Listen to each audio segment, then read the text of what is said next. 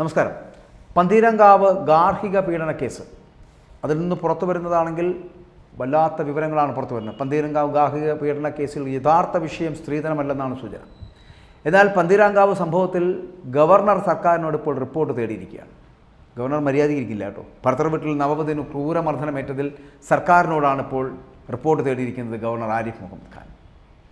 Case ആദ്യം അന്വേഷിച്ച ഇൻസ്പെക്ടർക്ക് വീഴ്ച പറ്റി എന്നുള്ള കണ്ടെത്തലിന് തൊട്ടു പിന്നാലെയാണ് രാജ്ഭവൻ്റെ ഈ നേരിട്ടുള്ള ഒരു ഇടപെടൽ. റിപ്പോർട്ട് കിട്ടിയ ശേഷം തുടർ നടപടി സ്വീകരിക്കുമെന്ന് തന്നെ അദ്ദേഹം പറഞ്ഞിരിക്കുന്നു. ഇത്തരം സംഭവങ്ങളൊക്കെ സമൂഹത്തിനാകെ നാണക്കേടാണ് എന്നുള്ളതാണ് ഗവർണർ ചൂണ്ടിക്കാട്ടുന്നത്. ഈ ബുധനാഴ്ചയാണ് അദ്ദേഹം സംഭവം പറഞ്ഞത്. അപ്പോൾ തന്നെ പോലീസിൽ നിന്ന് റിപ്പോർട്ട് തേടാനുള്ള നിർദ്ദേശം അദ്ദേഹം നൽകുകയായിരുന്നു. നിർഭാഗ്യകരവും ഒപ്പം തന്നെ നാണക്കേടുണ്ടാക്കുന്നതുമായിട്ടുള്ളൊരു സംഭവമാണ് നടന്നത് എന്ന് തന്നെയാണ് ഗവർണർ ആരിഫ് മുഹമ്മദ് ഖാനും പറയുന്നത്. അതേസമയം ഈ വിഷയവുമായിട്ട് ബന്ധപ്പെട്ട്, അതായത് വിവാഹം കഴിഞ്ഞ് ഒരാഴ്ചയ്ക്കകം സ്റ്റേഷനിലെത്തിയ കുടുംബ പ്രശ്നം ആദ്യം പോലീസ് പരിഹരിച്ചത് യഥാർത്ഥ വില്ലൻ എന്ന് പറയപ്പെടുന്ന മൊബൈൽ ഫോണാണെന്ന ധാരണയിലായിരുന്നു.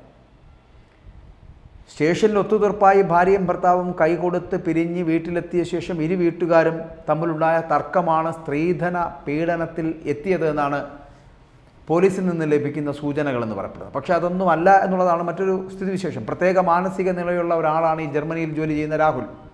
സ്വാർത്ഥത കൂടുതലായതുകൊണ്ട് തന്നെ വിവാഹ നിശ്ചയശേഷം ആദ്യ ഭാര്യയുടെ മേൽ വളരെ കർശനമായിട്ടുള്ള നിയന്ത്രണവും ആധിപത്യവുമൊക്കെ സ്ഥാപിക്കാൻ ഇദ്ദേഹം ശ്രമിച്ചിരുന്നു.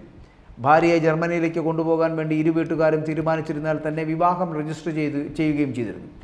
എന്നാൽ ഭാര്യ തന്നെ മാത്രം സ്നേഹിക്കുകയും ഫോൺ ചെയ്യുകയും ചെയ്താൽ മതി എന്ന അമിത സ്വാർത്ഥത ഇരുവർക്കുമിടയിൽ തുടക്കത്തിൽ തന്നെ അസ്വസ്ഥതയുണ്ടാക്കിയെന്നുള്ളത്. രാഹുലുമായി പൊരുത്തപ്പെട്ടു പോകാനാകില്ല എന്ന് ബോധ്യപ്പെട്ടതോടുകൂടി അവർ വിവാഹത്തിൽ നിന്ന് പിന്മാറുകയും ചെയ്തു. ജർമ്മനിയിലേക്ക് തിരികെ പോകും മുൻപ് വിവാഹം കഴിക്കണമെന്ന വാശിയാണ് രാഹുലിൻ്റെ രണ്ടാം വിവാഹത്തിൽ എത്തിച്ചത് എന്നുള്ളതാണ്. വിവാഹത്തിന് മുമ്പ് തന്നെ പറവൂർ സ്വദേശിയായിട്ടുള്ള പെൺകുട്ടി രാഹുലിൻ്റെ വീട്ടിൽ അയാളുടെ അമ്മയ്ക്കും സഹോദരിക്കുമൊക്കെ ഒപ്പം താമസിച്ചിരുന്നതായിട്ടാണ് പറയുന്നത്. ആദ്യ ദിവസങ്ങളിൽ തന്നെ പെൺകുട്ടിയുടെ ഫോണിലേക്ക് വന്ന വീഡിയോ കോളുകളും സന്ദേശങ്ങളുമൊക്കെ രാഹുലിൽ വല്ലാത്ത അസ്വസ്ഥത ഉണ്ടാക്കിയിരുന്നു എന്നാണ് പറയപ്പെടുന്നത്. ഇതേ ചൊല്ലിയൊക്കെ തർക്കങ്ങളുമൊക്കെ അവിടെ പതിവായി. എന്നാൽ സൗഹൃദങ്ങൾ ഉപേക്ഷിക്കുവാൻ പെൺകുട്ടി തയ്യാറായില്ല എന്നുള്ളതാണ്. നീ എന്നെ മാത്രം സ്നേഹിക്കുകയും വിളിക്കുകയും ചെയ്താൽ മതി എന്നുള്ള തരത്തിലേക്ക് രാഹുലിൻ്റെ നിലപാടുകളുണ്ടാകുന്നു. മർദ്ദനമേറ്റ ദിവസം ഇരുവരും ബീച്ചിൽ പോവുകയും ഒരുമിച്ച് മദ്യപിക്കുകയും ചെയ്തിരുന്നതായിട്ട് പെൺകുട്ടിയും സമ്മതിച്ചിട്ടുണ്ട്. എന്നാൽ രാത്രി വൈകി വീട്ടിലെത്തിയ ശേഷവും ഫോണിൽ കോൾ വന്നതോടുകൂടി ഇതേ ചൊല്ലി വഴക്കുണ്ടാകുന്നു. രാഹുൽ ക്രൂരമായി പെൺകുട്ടിയെ മർദ്ദിക്കുന്നു.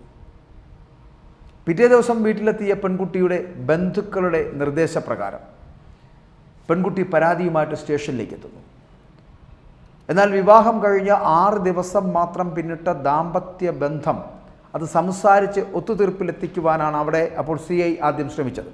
മൊബൈൽ ഫോണാണ് വില്ലനെന്ന് ധരിച്ച CI ഇരു കൂട്ടരുമായിട്ട് സംസാരിച്ച് രമ്യതയിലെത്തിക്കുകയായിരുന്നു അദ്ദേഹത്തിൻ്റെ ലക്ഷ്യവും. ഇരുവരെയും ഒറ്റയ്ക്കൊറ്റയ്ക്കും ഒരുമിച്ചുമൊക്കെ ഇരുത്തി സംസാരിച്ച പോലീസ് ഉദ്യോഗസ്ഥർ പരാതിയില്ലെന്ന് പറഞ്ഞ് രണ്ടുപേരും കൈകൊടുത്ത് പിരിഞ്ഞതിൽ ആശ്വാസം പ്രകടിപ്പിക്കുകയും ചെയ്തു എന്നാണ് പറയുന്നത്. വഴക്കിൻ്റെ പേരിൽ ഭാര്യയെ മർദ്ദിച്ചാൽ കടുത്ത നടപടി ഉണ്ടാകുമെന്ന ഒരു മുന്നറിയിപ്പ് കൂടി രാഹുലിനപ്പോൾ തന്നെ പോലീസ് നൽകുകയും ചെയ്തു. സംഭവ സമയം ഡ്യൂട്ടിയിലുണ്ടായിരുന്ന പോലീസുകാർ പറയുന്നതും ഇതുതന്നെയാണ്.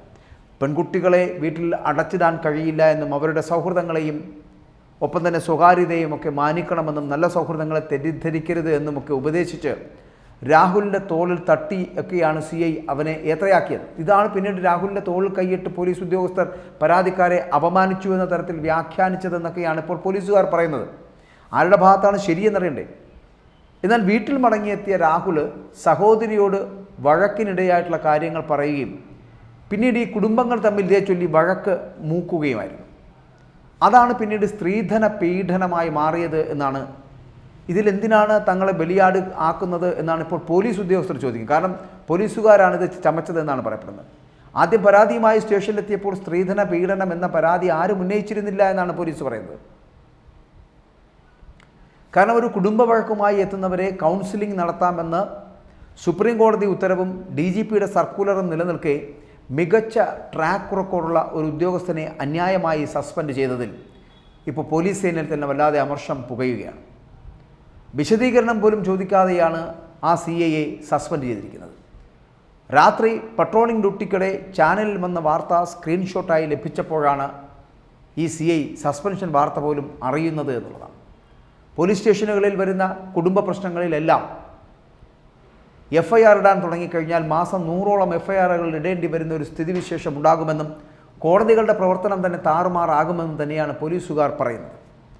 വിവാഹം കഴിച്ച് ദിവസങ്ങൾക്കുള്ളിൽ പരാതിയുമായി സ്റ്റേഷനിലെത്തിയ ദമ്പതികളെ കേസെടുത്ത് വേർപിരിക്കുന്നതിന് പകരം പരസ്പര സമ്മതത്തോടെ ഒന്നിപ്പിച്ച് മുന്നോട്ട് കൊണ്ടുപോകാനാണ് ഒരു ശ്രമം നടത്തിയത് പോലീസ്.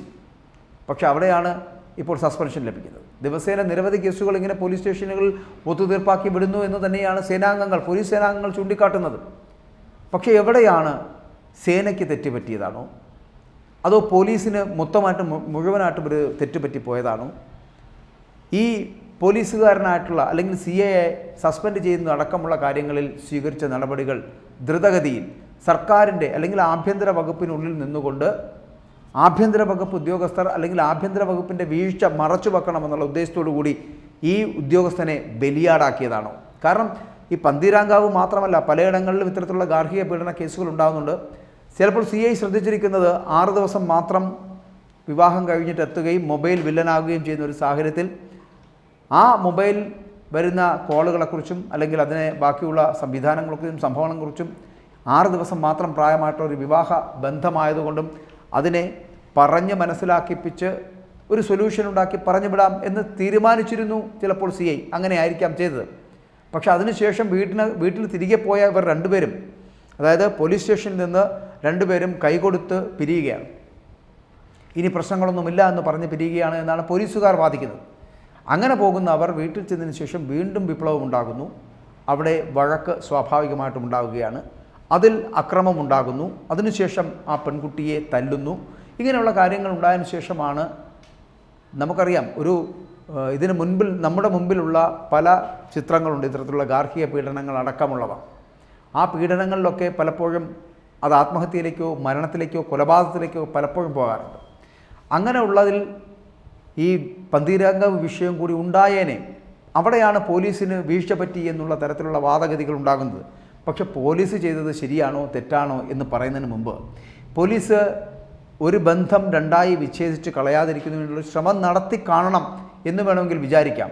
പക്ഷെ അതിനപ്പുറം ആ സ്ത്രീ വീണ്ടും അല്ലെങ്കിൽ ആ പെൺകുട്ടിക്ക് വീണ്ടും അക്രമം ഏൽക്കേണ്ടി വരികയും അത് കൊലപാതകത്തിലേക്കോ അല്ലെങ്കിൽ ആത്മഹത്യയിലേക്കോ ഒരു മരണത്തിലേക്കോ പോവുകയായിരുന്നുവെങ്കിൽ നമ്മൾ കുറച്ച് നാളുകൾക്ക് മുമ്പുള്ള വിസ്മയെക്കുറിച്ച് നമ്മൾ ചിന്തിക്കേണ്ടി വരും.